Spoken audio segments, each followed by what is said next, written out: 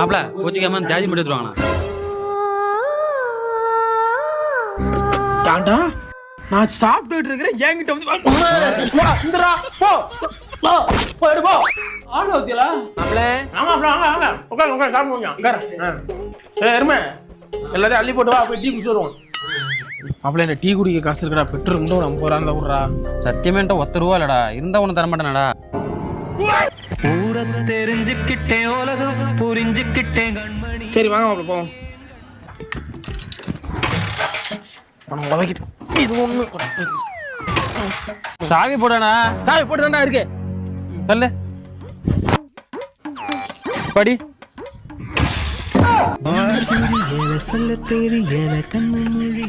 டேய் அத அடுத்து விடுறா. டேய் தம்பி நல்லா இருக்கியா? நல்லா இருக்கேன். அப்பா என்ன ஆளே பார்க்க முடியல. ஏடா உன் தொங்காச்சிக்கு கல்யாணமா? எந்த தங்கச்சினா?